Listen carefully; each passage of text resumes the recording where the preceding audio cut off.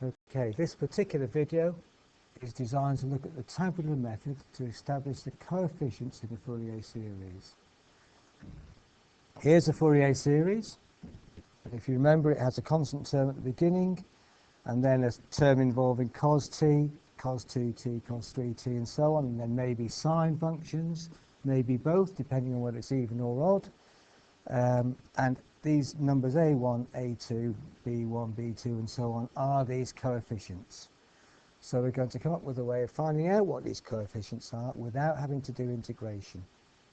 If you remember, to find these coefficients using integration, what we're after is the average value of the function, the cosine function, the cos 2t, and so on.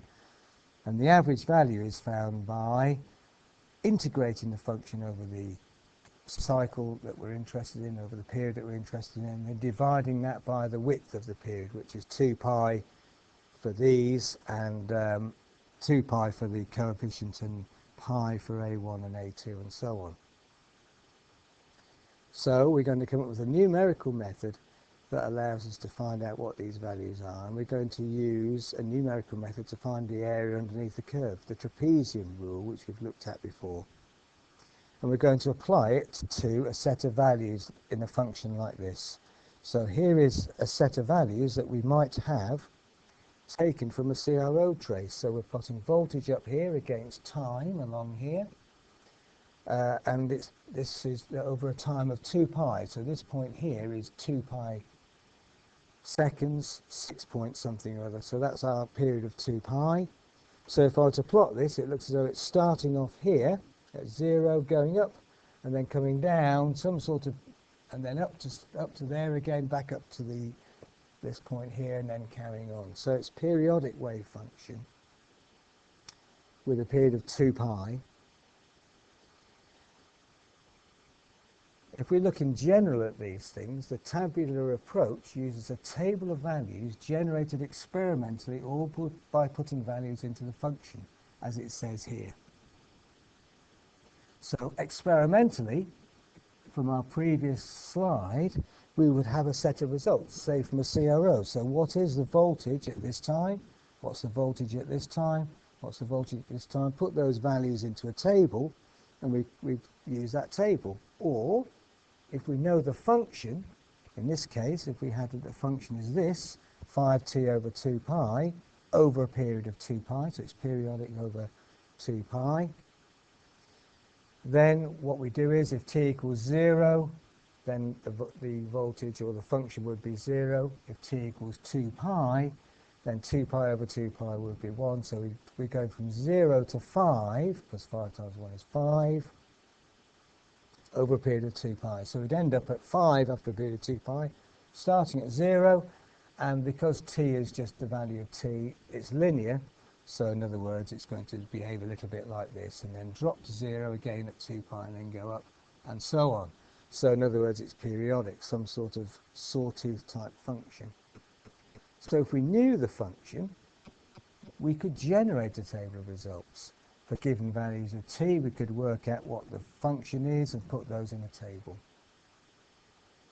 And then when we got that table, we need a way now to find the average value of those functions.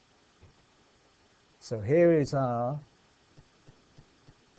Fourier series, and we use the trapezium rule to find the average value over a cycle. Bearing in mind that a0 is the average value of the wave function over one cycle, a1, a2, a3, and so on is actually twice the value. Thinking back to the previous integral method, we divided by 2 pi for a0, but only pi for a1, a2, and so on. So twice the average value over one cycle for the cosine terms, and twice the average value over one cycle for the sine terms. So we need to average the values over a complete cycle, and then double it for a1, a2, a3, and double it for b1, b2, and so on.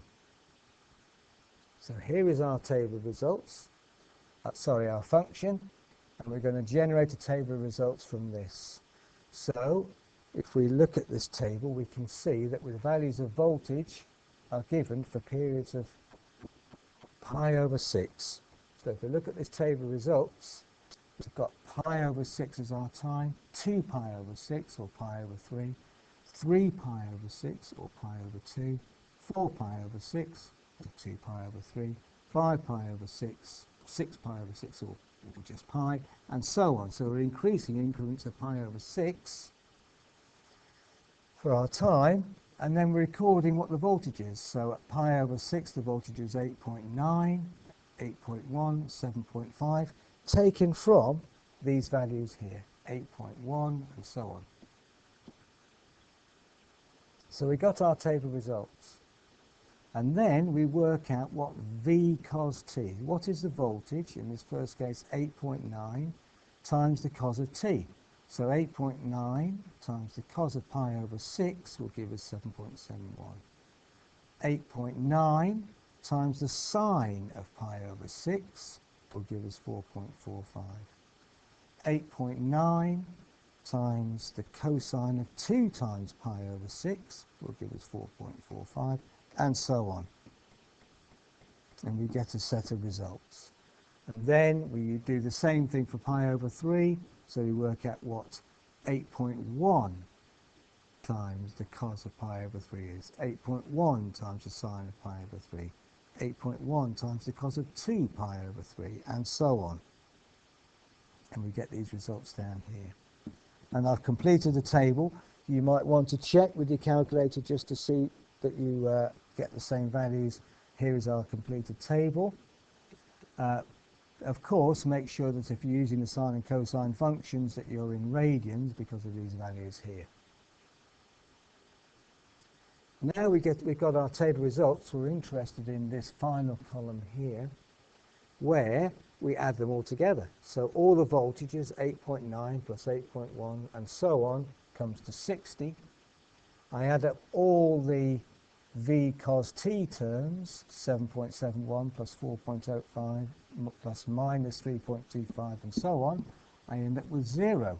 In fact, we notice that all the cosine terms are 0.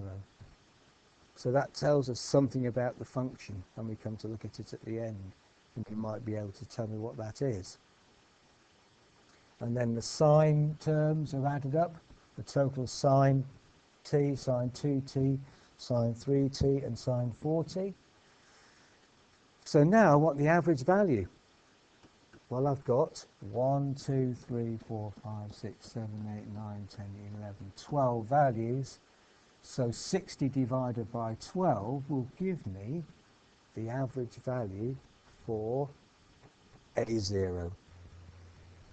So A0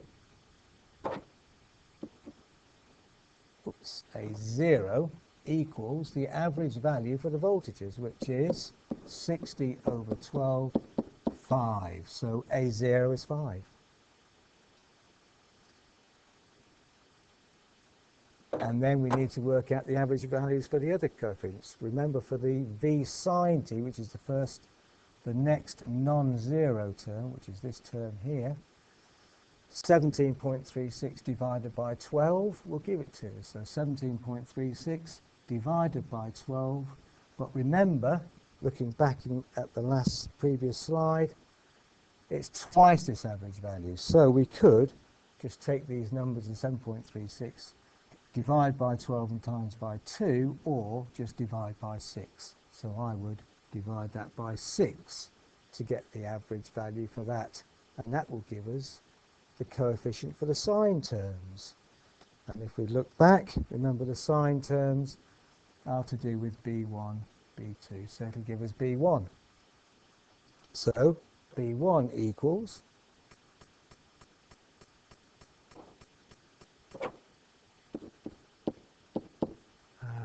17.36 rather, divided by 6.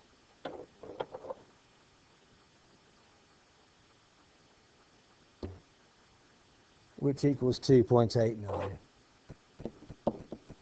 So that's our value for B1, and so on.